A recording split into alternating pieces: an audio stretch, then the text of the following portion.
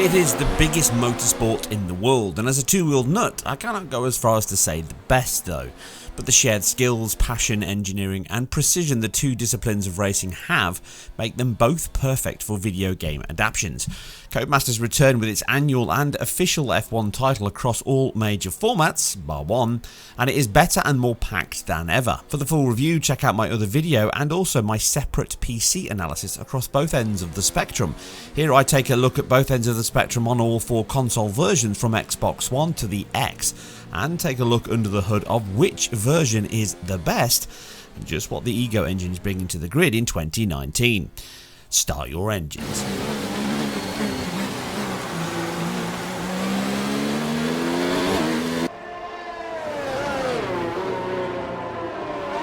Now, starting with the biggest markets in those PS4 and Base 1 players, we see a title that looks very similar on face value.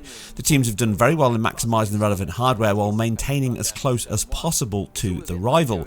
Xbox One is the base marker using a temporal reconstructed image via a checkerboard solution. It resolves to a full 1920 by 1080p output from a likely 960 1080 base. Now, I say likely as the solution here is one of the best. Only on very, very rare and instant cut moments can I catch lower counts on the horizontal.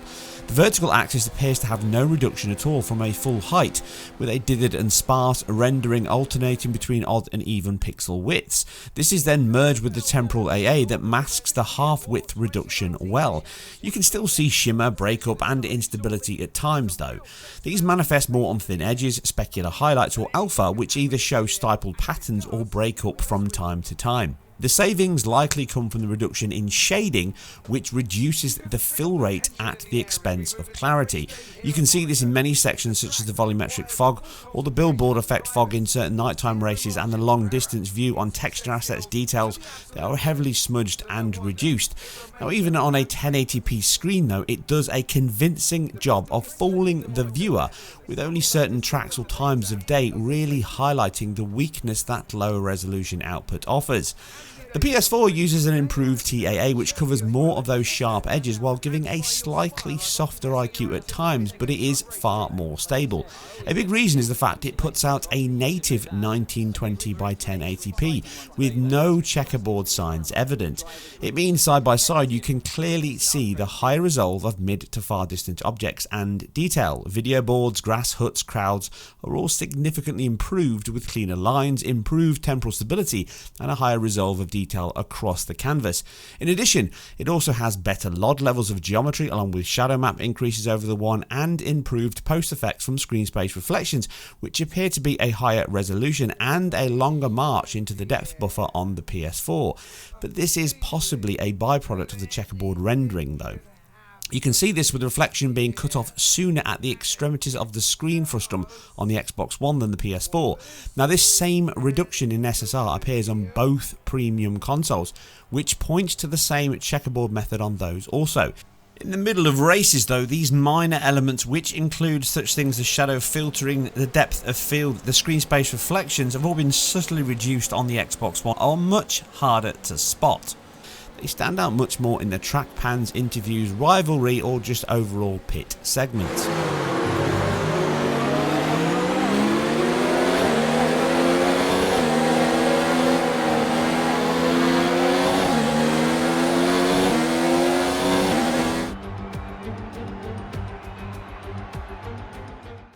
Moving up to the premium consoles, we see the obvious improvements to one key area, IQ. And in a not so shocking turn of events, we see the reverse of the base machines, just with both machines appearing to use a reconstruction element with split targets. The Pro pushes 3200 by 1800 output buffer, and the X going for a full 44% on top of that at 3840 by 2160. The output is then resolved with more breakup and loss of detail on Pro than X, but due to the increased baseline, the difference is not as obvious or detrimental to the image, even on a 4K screen, alongside that HDR output. Effects parity is also much closer here, with them both offering the same levels as PS4, with higher resolve on many of them such as screen space reflections, LODs and shadow filtering. This is one area the X is slightly better than Pro though, with it having a softer diffuse cascade than the Pro, as it drops this in favour of a sharper base. Even though you may have a preference to which you prefer, the X is computing slightly more to deliver its shadows. Again though, at full chat in the midst of battle, much of this fades away, with both delivering a crisp, realistic and detailed racing title to get stuck into, and they both look excellent on a 4K screen. And without comparing them side by side, they both fool you that it is really a 4K output.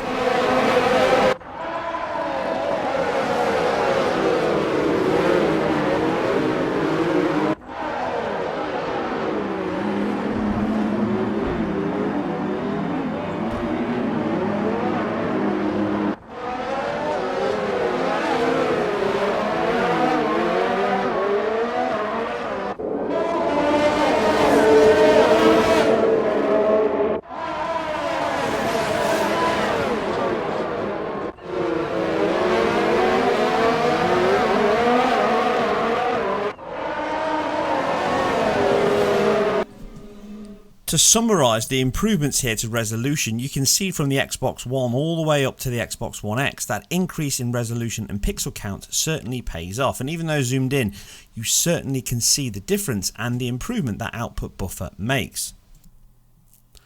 Now, performance is another keen segment for these titles, with 60 FPS being my ultimate preferred level, which is the Ego engine target. All four consoles strive for the exact same level, with the varying levels of success achieved across them. Both base machines are quite close, and I've tried as best as possible to get tests that are evenly matched across a 20 driver grid and track. In the dry, instantly we can see VSync is dropped often on both of them, with tearing happening almost constantly, which can leave a wobbly image at times depending on how often it happens. The levels can drop as low as each other, but with a variety of deviations in a racing title here, the average level is more indicative than conclusive.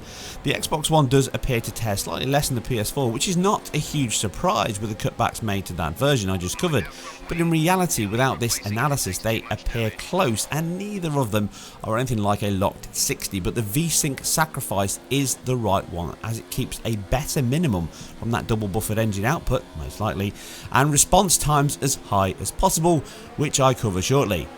Now, the rain segments are one of the big improvements this year and really do well in showing the level of skill, concentration and memory racers require in these conditions. They look great, as I covered already, but they add more load to the GPU, which allows us to stress the machines a little more, and we can see that performance wise they do not move significantly from dry races. This points to a CPU limit, but more often than not it's actually a GPU one causing these dips. And the team have balanced the load well here to hide the GPU limits and the increase in post-processing by likely reducing the triangle count and other elements which you can't see as well. Either or, it doesn't detrimentally affect the game itself or the controls, and it's a perfect balance across all times of day, weather conditions and environment. Other tracks may suffer more or less though, but these look to be the worst I could find from my tests thus far. The X and the Pro offer the biggest leap over base here in my humble opinion. VSync can still drop at very infrequent times, but they are both far more competent at hitting the high 16 millisecond times across tracks and elements. The Pro tears a handful of times in my test for an almost locked 60, with the X taking a slight lead as I found no tears in the same tested sections. Again, as close as I've tried, they are not 100% accurate, and as such again the difference between them is so minor as to come down to your individual racing skill or track choice, swinging either or. Again, the rain-soaked test gives us a sample of stress that offers an equal level of performance come rain or shine. The rewind feature to restore your pride all operates at 30 Hz on base machines, but seems to be adaptive on Pro and X, with it running at 60 most often. 30 FPS can occur at times though, as do other elements in the title such as the rear view plane reflections, and in replays these are split again, with Leftman as running at lows as 15 FPS, which is a common sacrifice to achieve better visual quality and that VSync being engaged more often.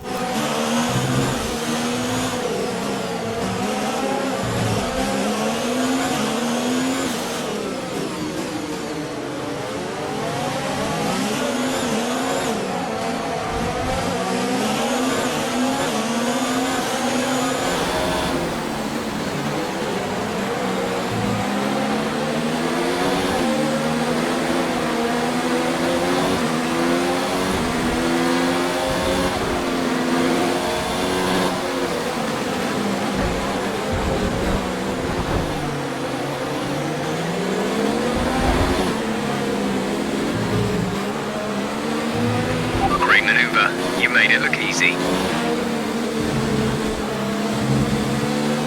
Loading times can be high though. This is all due to the simulation elements, practice, car tweaking, etc. And as such, all 4 can have 40+ second loads between races, but this gap can be welcome after a long race. How they shake out is actually surprising. The Pro is the best, closely followed by the PS4, and then the Xbox One right behind, with the slowest being the Xbox One X.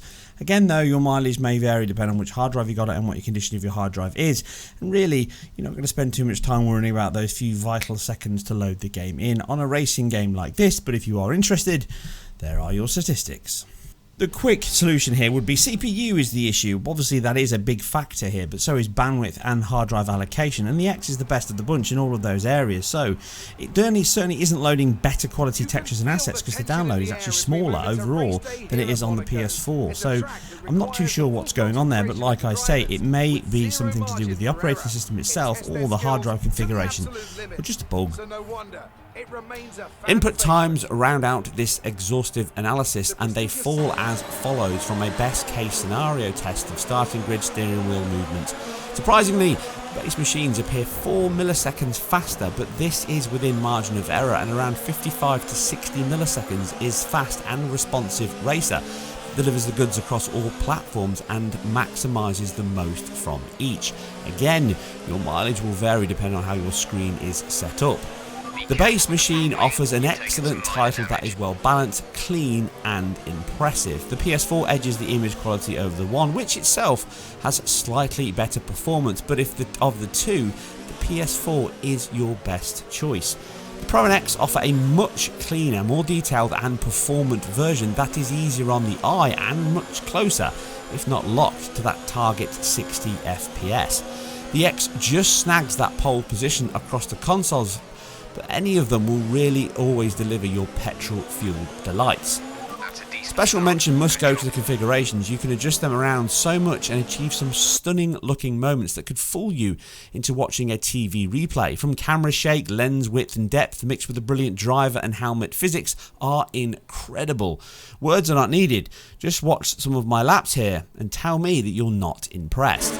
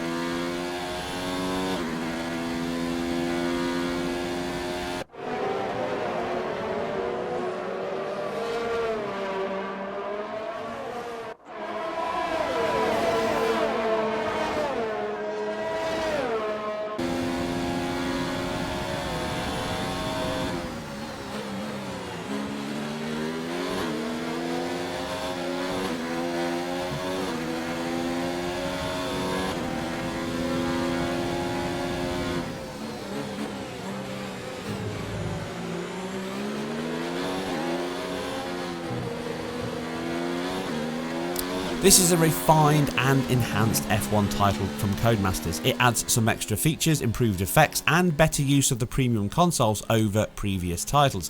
Visually, it is a sign of the team's dedication to realism. Sure, it can have some weaker elements, the HDR is not as good as hoped, some elements of scenery can look low quality and almost the wrong map levels at times, but what it may lack in sheer triangle or material levels, it more than makes up for with its PBR based lighting, SSR based reflections which add GI bounce, shadows and stunning post-effect suites.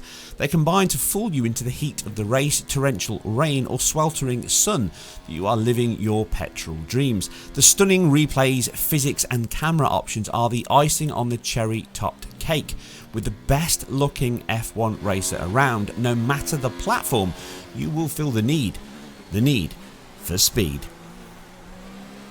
I hope you guys enjoyed this fast look at all the console versions and their performance. If you are interested in how the PC versions stack up, then check out my other video, or if you're interested in the game overall and how good it looks in terms of the Ego engine use, then please check out my full review.